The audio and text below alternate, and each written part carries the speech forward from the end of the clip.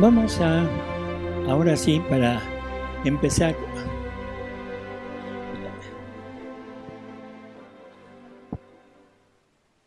Ya para acabar con todo eso, estamos empezando a vivir la divina voluntad y como dice usted, pues si empezamos mal desde el principio con cosas que no son, pues cómo vamos a avanzar, a llegar a lo que Jesús quiere si empezamos mal. Entonces, hay hasta sacerdotes también que llevan la divina voluntad con prácticas humanas, con voluntad humana. Por ejemplo, que hacen lo que le preguntaba de la sanación y liberación, ayuno, hacen giros, leen el libro de Luisa, hacen devociones. Entonces, pues ahí está todo mezclado. Y si estamos empezando a hacer eso, pues nos confunde.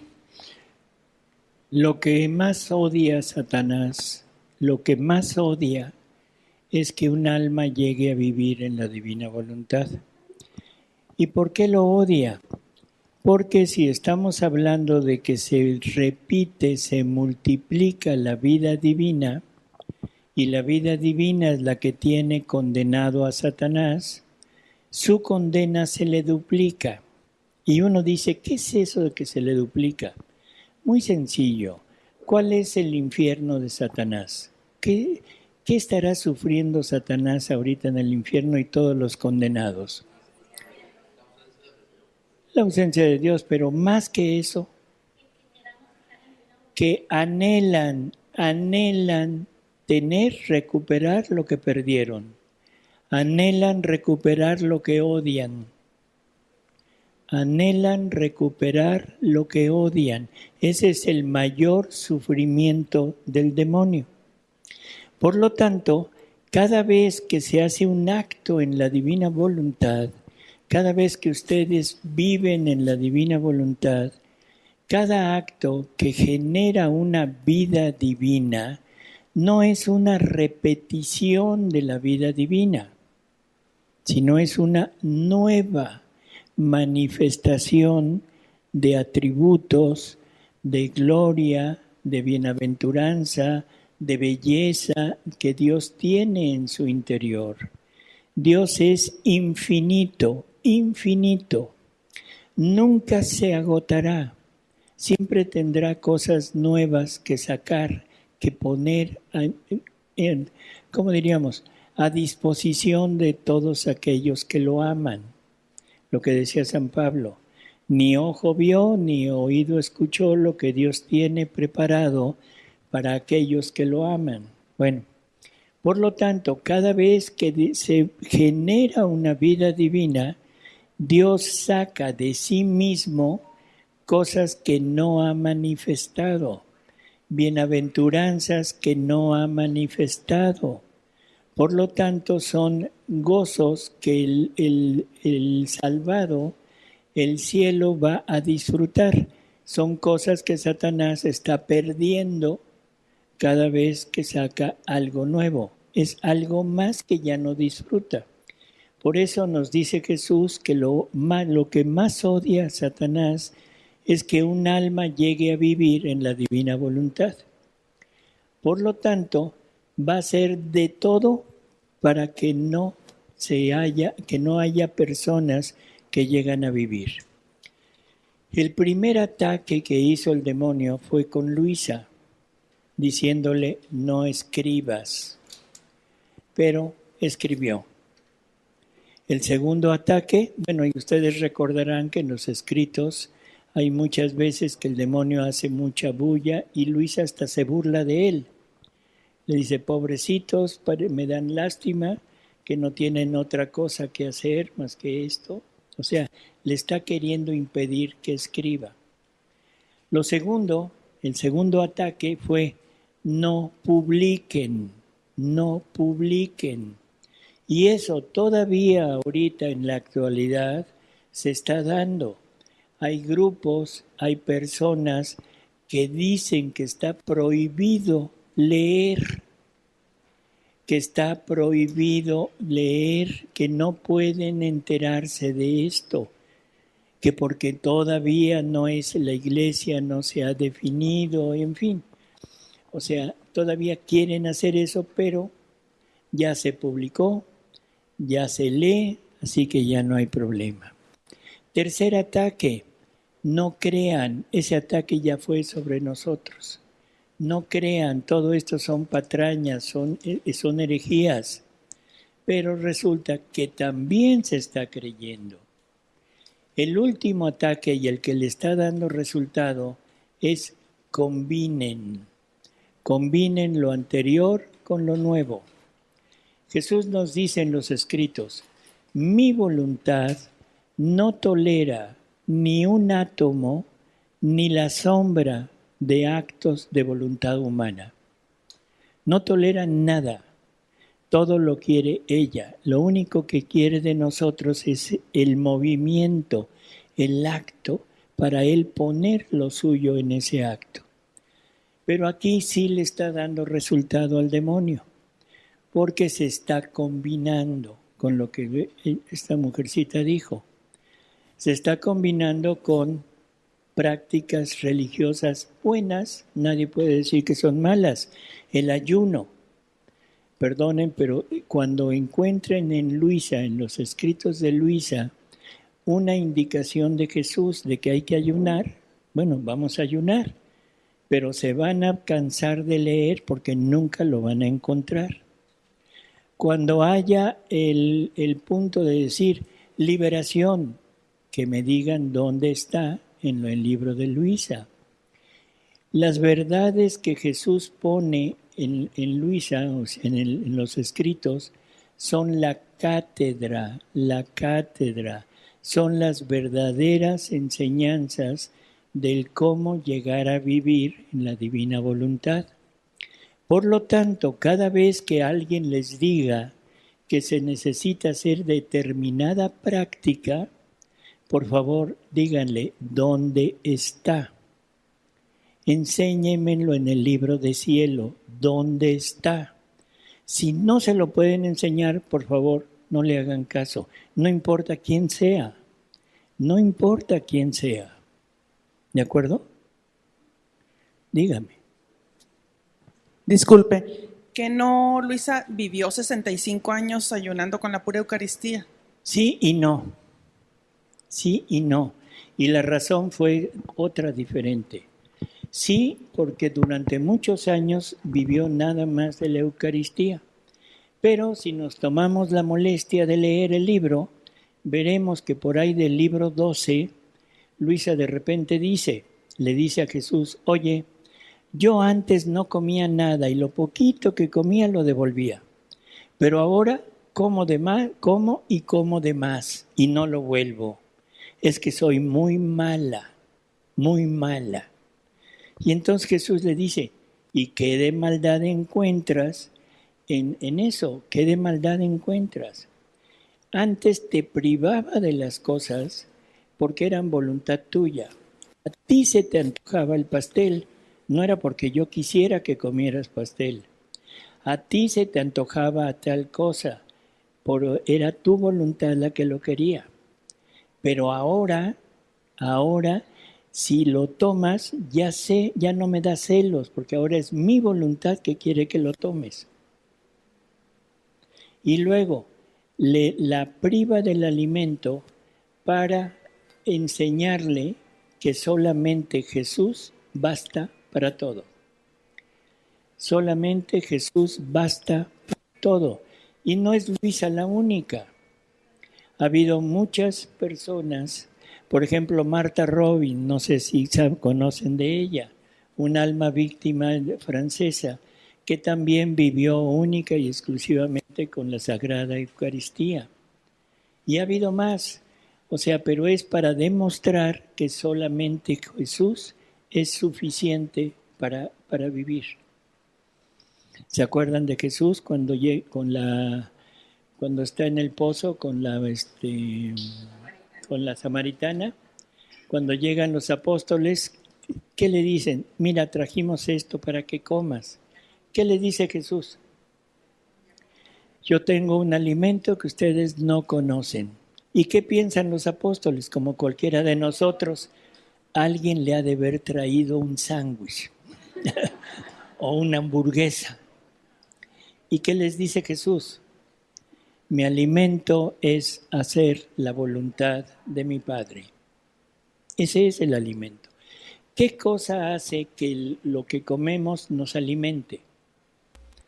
¿Un puerco que mataron hace, no sé, un día o una semana?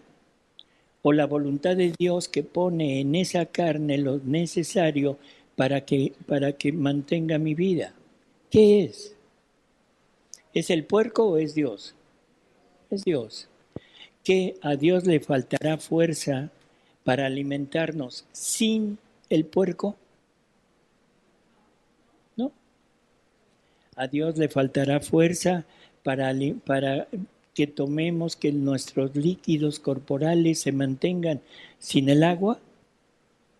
No. Entonces, por favor, entendámoslo, que es voluntad de Dios lo que hace las cosas para nosotros. No es, el punto es, ¿Luisa vivió sin comer? Sí. ¿Después comió y comió de más? Sí. Ahora, de ahí en adelante no vuelve a decir nada de la comida. No sabemos si comió o no comió, ya no sabemos. Pero el punto es, ¿por qué en la actualidad nos están diciendo que Luisa nunca comió, si en los escritos está que sí comió? Muy sencillo, se quiere exaltar la persona de Luisa. Igual que se dice que Luisa nunca se enfermó y continuamente Jesús llega y mi enfermita, mi hija está enferma, Luisa se queja de la tos que tiene, Aníbal di Francia le manda dinero para que compre medicinas y vea al médico. Y nos dicen, nunca se enfermó. ¿Qué están haciendo? Haciendo exaltación de la persona de Luisa, no de la obra de Dios en Luisa. Vamos al libro 11. ¿Ya no?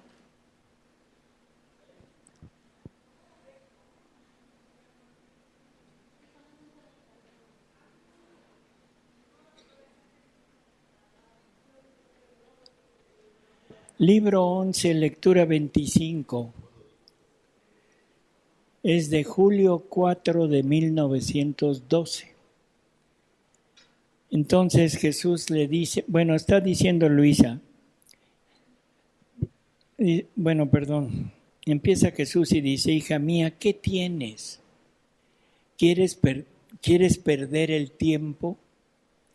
¿Quieres salir de tu nada? Ponte en tu puesto, en tu nada, a fin de que el todo pueda tener su lugar en ti. Ojo con eso. ¿Quieres salir de tu nada? Luisa estaba, como de costumbre, sufriendo por la ausencia de la parte sensible de la presencia de Jesús. No lo veía, no lo oía y ella sufría por eso, lo buscaba y todo. Entonces, ¿quieres salir de tu nada? No. Dice, has de saber que toda tú debes morir en mi voluntad. El sufrir, las virtudes, todo, mi querer debe ser la tumba del alma. Y así como en la tumba la naturaleza se consume hasta en realidad desaparecer, y de esa misma consumación resurgirá vida más bella y nueva, así el alma sepultada en mi voluntad, como dentro de una tumba, morirá al sufrir a sus virtudes, a sus bienes espirituales y resurgirá en todo a la vida divina. Debes morir a todo lo que tienes, incluso tus virtudes y tus bienes espirituales, para poder resurgir a la vida divina. Dice, hija mía, Parece que quieres imitar a los mundanos, que son llevados a lo que está en el tiempo y termina, y a lo que es eterno no lo toman en cuenta. Amada mía, ¿por qué no quieres aprender a vivir solamente de mi querer? ¿Por qué no quieres vivir solamente de la vida del cielo, aún estando en la tierra? Aún estando en la tierra. ¿Cómo vivir el cielo en la tierra? Creo que la enseñanza es muy clara, no sé si les haya quedado. Deben morir a todo. Deben morir a todo lo que ustedes tienen como propiedad.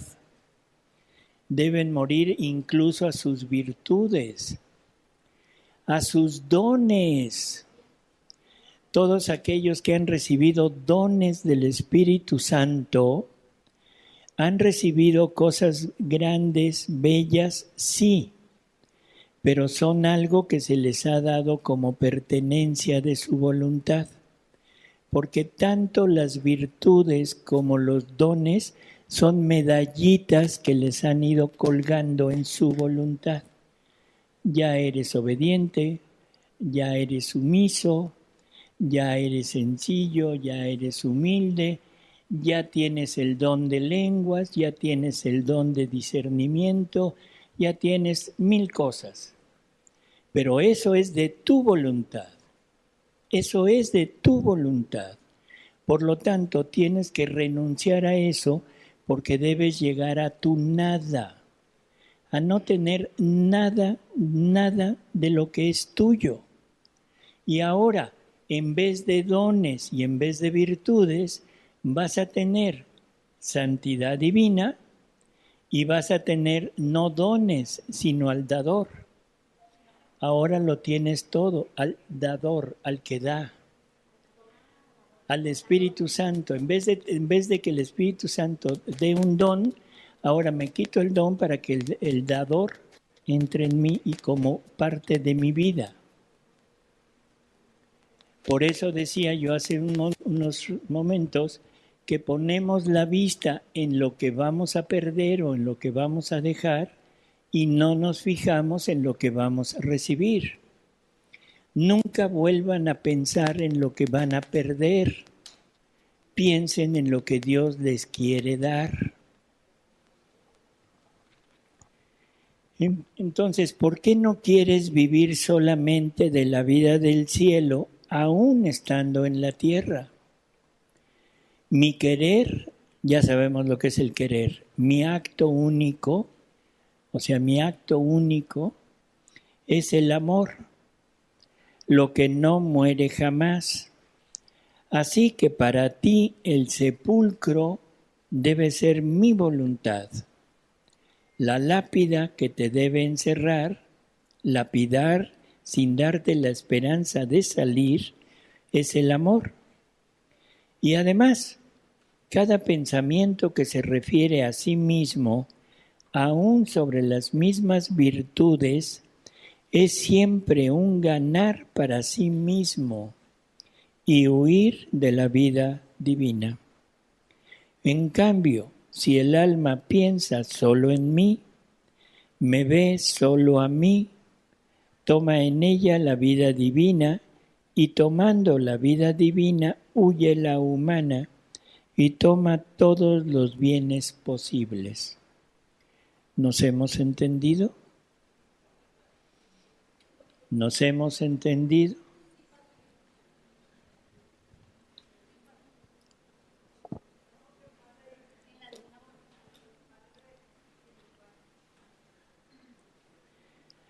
Libro 6, lectura 10.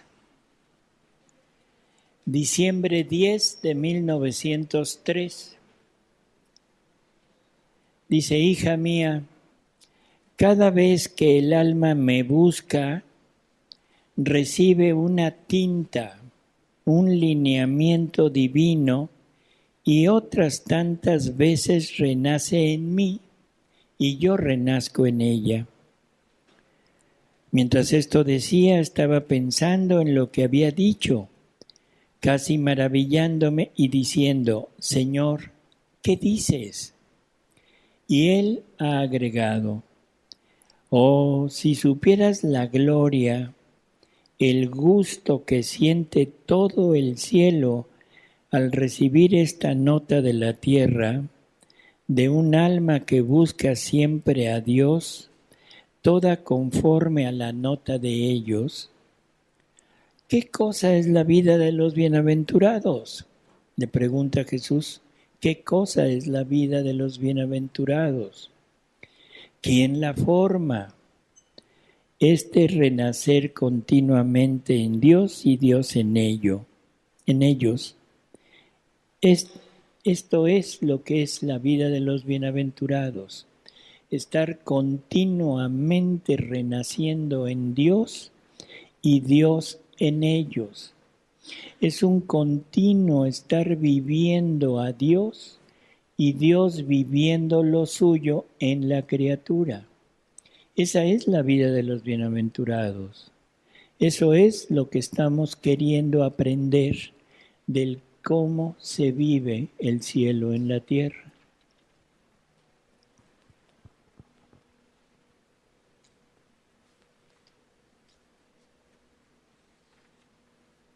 Del mismo libro 6, la lectura 136 de octubre 16 de 1905, dice: hija mía, cuanto más el alma llega al término para acercarse a la fuente de todo bien, cual es el verdadero y perfecto amor de Dios, donde todo quedará sumergido y solamente el amor existirá para ser el motor de todo, así el alma perderá todas las virtudes que ha practicado en el viaje, para encerrar todo en el amor y reposarse de todo para solo amar. No pierden todo los bienaventurados por solamente amar. Otra vez nos vuelve a mencionar la vida de cielo, nos vuelve a mencionar la vida de los bienaventurados. ¿Qué nos está diciendo? Que todo lo han perdido. Perdido no en el sentido de se me perdió el arete, ¿sí?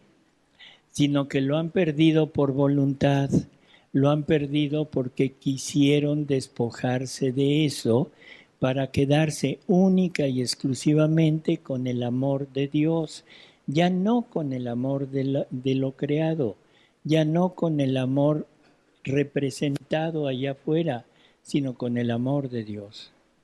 Y dije representado allá afuera, me refiero a la creación material, pero también a nosotros, porque a final de cuentas somos criaturas, somos seres creados. Y muchos de nosotros hemos abandonado el amor de Dios por el amor de la criatura. Muchos de nosotros tenemos un hijo, una hija, casado, divorciado y vuelto a casar. Y como si nada pasara. Estamos renunciando al amor de Dios por el amor de la criatura. No vaya a ser que se ofenda y después ya no venga. ¿Sí? Estamos renunciando al amor de Dios cuando una pareja se opone a la procreación. No es que se oponga, no es que no queramos tener hijos. Eso es un sentimiento y una acción totalmente válida para nosotros. Decir, ya no puedo, ya no tengo con qué mantenerlos, mi carácter no me sirve para tener hijos. Perfecto, pero no le pongan obstáculo a el acto reproductor. Lo mejor, absténganse. El problema es que ahora el matrimonio lo tomamos como la autorización para decir, desfóguense, hagan de todo, está permitido. No es cierto. La finalidad del acto conyugal no es el orgasmo. La finalidad del acto conyugal es la procreación. El orgasmo viene como un anexo, como un agregado.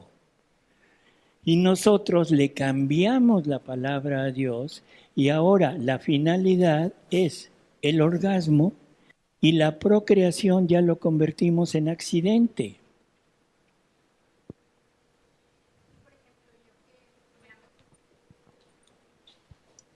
Yo no sabía eso, entonces yo me operé para ya no tener hijos, ¿no? Entonces, primero, pues ya la regué ahí. Y en lo poco que me he acercado a Dios, he visto lo importante que es la abstinencia y la pureza, como dominar las pasiones, ¿no? Incluso si estás casada. Pero, por ejemplo, como yo ya no tengo el fin de procrear, pero a la vez como está mi esposo que no está en la misma línea que yo, ¿qué hago? O sea, porque sí, ¿cuál es el actuar correcto? Móchelo. No, no. Aquí entran varios factores. Primero, lo hizo antes de enterarse. Bueno, ya está hecho. Ok. Como remedio así súper exagerado, intente que vuelvan a conectar las trompas. Se puede y da resultado. No es como dicen que no se puede, sí se puede. Pero vuelvo a repetir, es un ejemplo extraordinario, extremo. ¿Usted quiere vivir en castidad? ¿O le gustaría vivir en castidad? Quisiera practicar la virtud de la castidad, pero su esposo no. Bueno, ¿qué hace?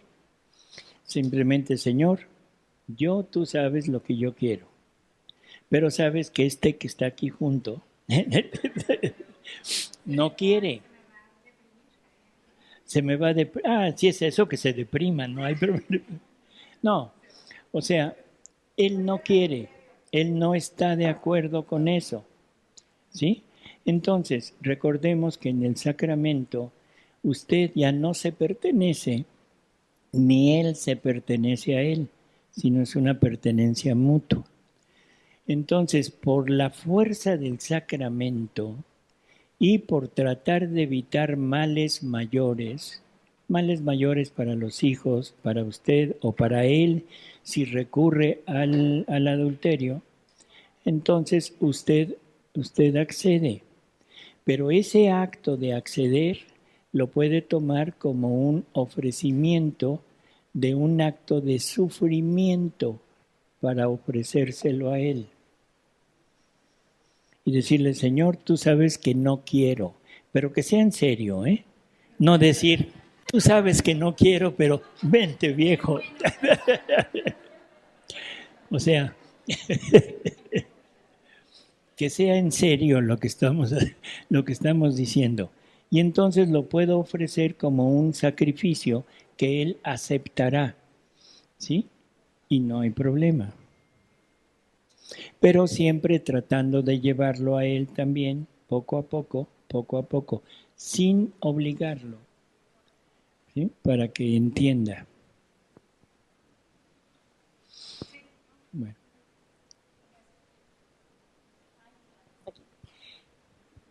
Bueno, yo voy a hacer una pregunta porque el día de mañana no voy a estar. Entonces, siempre tengo duda lo del fiat. O sea, siempre me explican, es el tercer fiat, pero no lo comprendo, o sea, no entiendo. Sé que el primero es la creación, el segundo es la redención y el tercero es este. Pero, ¿qué me puedes explicar? A ¿De un qué? amor. O sea, ¿cómo me lo puedes explicar con peras y manzanas? ¿Se puede? ¿O te estoy desviando mucho? Por eso la pregunta es, ¿qué es el fiat? ¿Qué es el fiat? Es el hágase. Es que siempre me dicen eso, pero no entiendo. Yo tampoco. No, el fiat es una palabra que indica acción, ¿de acuerdo? Cuando Dios dice fiat lux, ¿qué está diciendo? Que se haga la luz. O sea, el fiat es una palabra que indica acción. Y ahora, en gramática, la palabra que indica acción, ¿cómo se llama? Verbo. Entonces, el fiat es el verbo eterno, es la segunda persona de la Trinidad. porque el Verbo eterno y su humanidad son la palabra de Dios. Y eso nos lo dice San Pablo. ¿Qué nos dice San Pablo?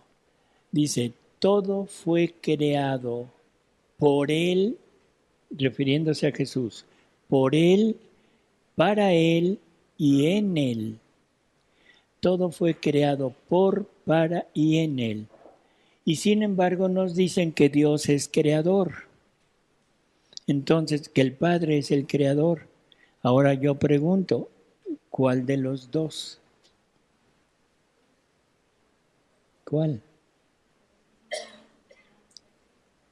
El Padre dice, hágase, y su palabra, que es el Verbo eterno, tomando una naturaleza humana, crea todo. Entonces la pregunta es, ¿quién es el creador? El Padre.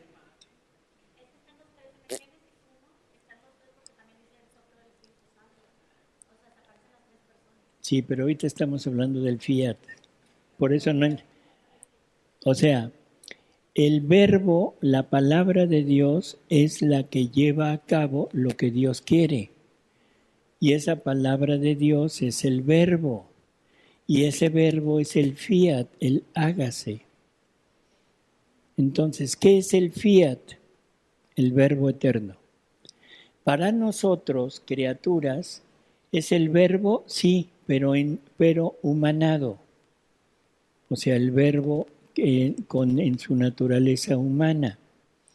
Y nos dice que cada vez que va a ser un acto, ya en la creación, quiere la participación de la criatura, que la criatura diga, hágase en mí. O sea, él dice fiat, o sea, para hacerlo, pero como es una obra que va a ser para nosotros, quiere a una criatura que junto con él diga fiat, sí, hágase en mí. Los ejemplos más fáciles de entender son la Virgen. O sea, el primer fiat es la creación. Ese vamos a dejarlo ahorita de lado. Vámonos al fiat de la redención. Dios dice fiat, quiero ya poner en marcha la redención. ¿Qué está esperando? El sí de María, el fiat mihi, el hágase en mí. Por eso es que cuando el ángel llega y le anuncia aquello, ya al final, ¿qué dice María? Fiat mihi, aquí estoy, hágase en mí según su palabra. Entonces, cuando Dios obtiene ese fiat que lo une con lo de Él, ahí ya se empieza la obra. El tercer fiat, ¿cuál es? El fiat voluntas tua, el hágase tu voluntad como en el cielo, en la tierra. Y para ese fiat, Dios quiere que una criatura lo diga junto con él, y esa es Luisa. Luisa diciendo, hágase también en mí, fiat voluntas tua. Entonces, ¿qué es el fiat? Vamos a ponerlo así, es Jesús, ya para no meternos en problemas, es Jesús. Y es Jesús que quiere hacer su obra en nosotros, pero quería fundar su reino, entonces primero lo dice en Luisa. Luisa acepta, se funda el reino, ahora nos lo pregunta a cada uno de nosotros. ¿Quieres vivir de mi voluntad? Fiat, sí, correcto. Pero aquí están las reglas. ¿Dónde? Claro. O sea, hay reglas para entrar. Él quita todo lo tuyo, llega a tu nada para que yo ponga todo lo mío en ti. ¿Ya? Es muy sencillo, miren, ese azulito que está ahí. Son 36 libros, o sea, es en todo.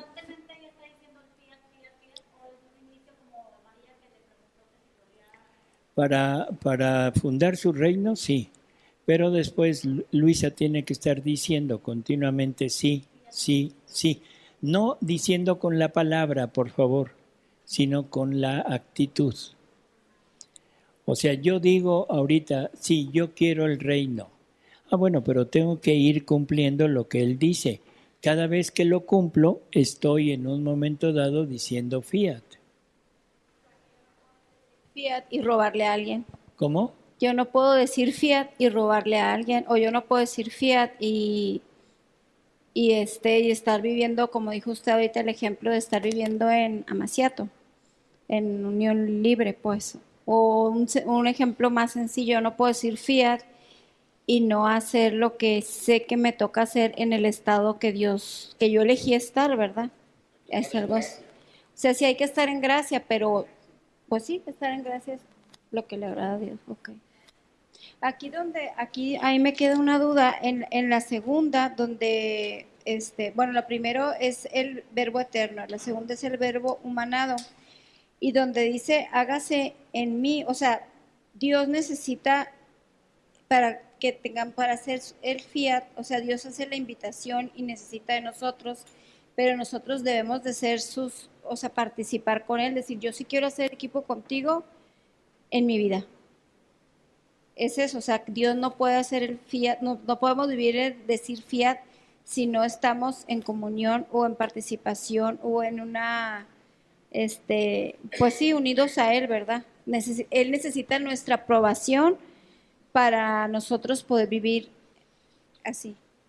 Así es. Okay. Usted imagínese, por ejemplo, no sé, a una religiosa o a un sacerdote que quieren estar en unión con Dios, pero el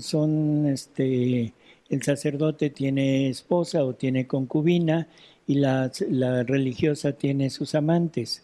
¿Podrá ser religiosa? ¿Podrá ser sacerdote? Está totalmente en contradicción. Esos son los pecados que dice Luisa que más le duelen a nuestro Señor, los de las personas consagradas, ¿verdad? Así es. Entonces, o estamos en concordancia con Él, o no podemos vivir en la divina voluntad. Ahorita que nos dijo usted, no se dice, fiat no se dice con la palabra, más bien se dice con la actitud. El otro día a la maestra le pregunté yo, que todavía no entendía, yo apenas tengo como 4 clases, que en la mañana voy con mis hijas, una de 3 y una de 7, entonces rezamos un Padre Nuestro y les digo, repitan conmigo, uno mi voluntad a tu divina voluntad, Jesús. Y la maestra dijo que aunque nuestros actos en ese día no vayan en concordancia con, o sea, bueno, no en profunda conciencia en cada acto, y sobre todo de las niñas, que con solo decir la palabra divina voluntad ya tiene efectos. ¿Es cierto? Sí, o sea, sí y no. Cuando yo tengo el conocimiento,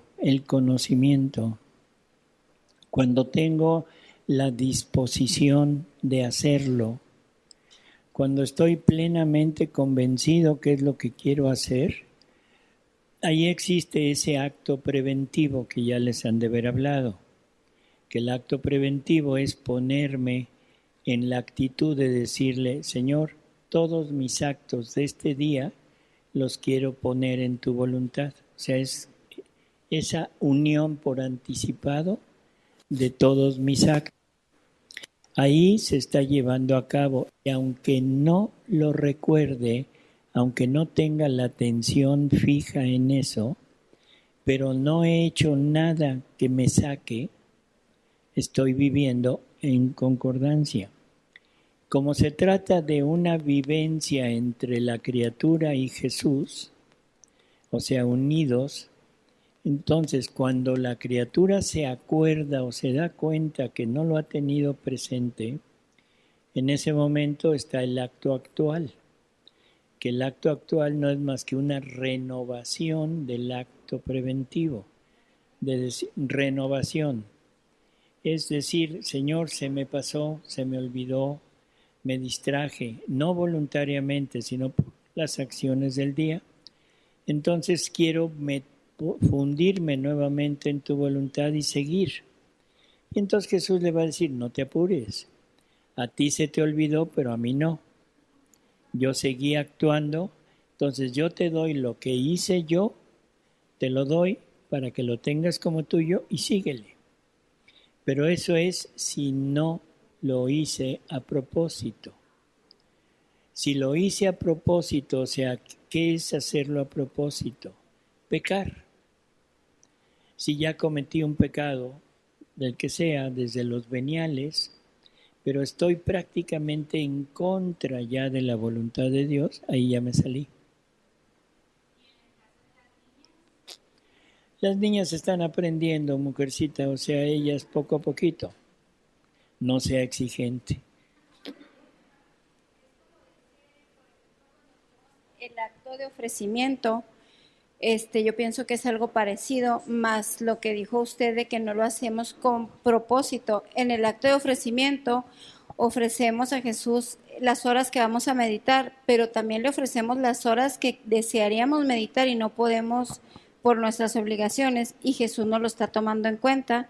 Pero ya me quedó más claro que a lo mejor para uno de adulto, aunque no le estemos diciendo todo el día, sí tener la conciencia conectada de que no vamos a hacer algo a propósito, algo que diga lo voy a hacer sentir mal, lo voy a ofender, porque ahí salimos de su divina voluntad, aunque hayamos ofrecido todo para Él, ¿no? Así es. Bueno, entonces para mí es algo muy complicado.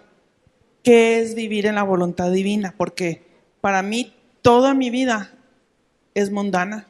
Esta galleta, este chocolate, el café, la blusa que traigo puesta, los zapatos, todo es voluntad humana. Entonces, ¿qué es? ¿Hasta dónde tengo que llegar? O sea, ¿cómo es como debo de vivir para vivir en la divina voluntad? Porque vivo rodeada de lo mundano. Desde mi familia, darles gusto a mi familia es mundano. Vivimos dándonos gustos constantemente desde que nos levantamos de la cama, el baño, que nos caiga agua caliente, todo para mí, todo es mundano. Entonces, ¿qué es vivir en la voluntad de Dios? ¿A qué tenemos que renunciar? A su voluntad. Pero todo es mi voluntad. Por favor, vamos a entenderlo así. A que todo lo que haga, no sea dándole gusto a lo suyo.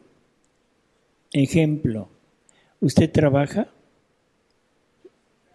¿Trabaja o no? No. A ver, alguien que trabaje, a ver, la persona que está junto a usted, ¿trabaja? ¿Qué? Yo trabajo. Soy dentista. ¿Es qué? Dentista. Dentista. Perfecto. ¿Para qué trabaja? ¿Para qué? ¿Sí? ¿Para qué? Porque me gusta lo que estudié. Fíjese lo que dijo, porque le gusta. ¿Para qué más? Porque me mantiene ocupada en las mañanas. Ajá. Porque lo puedo hacer, o sea, no sé, o sea, realmente no es por el dinero, o sea, a eso vamos, porque es más hobby y mi esposo también trabaja y lo hace, él mantiene los gastos de la casa, por decirlo así. Bueno, vamos a poner la cosa de que usted es la proveedora, Okay. ¿de acuerdo? Usted mantiene al mantenido de su esposo. En Entonces, miseria, pero sí, sí lo podría mantener.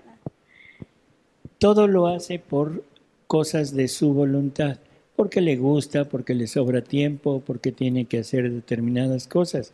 Y yo le pregunto, ¿y Dios dónde está en eso? En mi acto preventivo. ¿Segura? Guiño, guiño. Ah, te creas. Si fuera cierto lo que me acaba de decir, Sí, es verdad. pues no es cierto. ¿Por qué? Porque todo lo que me dijo es voluntad suya. Todo lo que me dijo es voluntad suya. Si me hubiera dicho, para darle vida a la divina voluntad en lo que hago, se lo acepto. Okay. Pero todo lo que me dijo es voluntad de usted. Entonces, usted tiene zapatos, qué bueno. Tiene 30 pares de zapatos. Si se quiere comprar otro, eso ya es voluntad suya. Pero ¿y será voluntad de Dios que se compre el 31? No. Entonces, no lo debe hacer. Es para darle vida a la divina voluntad en lo que hacemos. La divina voluntad no puede darle vida en ser, ¿cómo diríamos? Así, bueno, avariciosa. No podría ser vanidosa. No podría estar presumiendo de lo que tiene. Entonces, vivir en la divina voluntad es muy sencillo. Simplemente quite lo superfluo y dele vida a la divina voluntad en lo que hace. Por eso...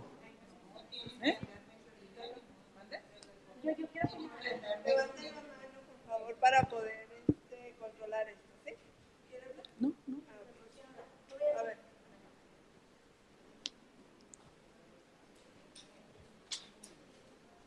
Acaba de llegar el sacerdote.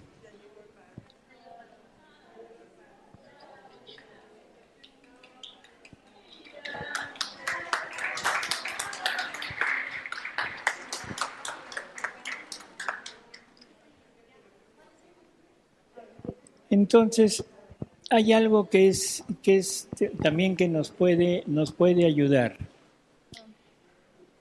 Luisa, o sea, Jesús le va diciendo a Luisa que tiene que renunciar a todo lo suyo.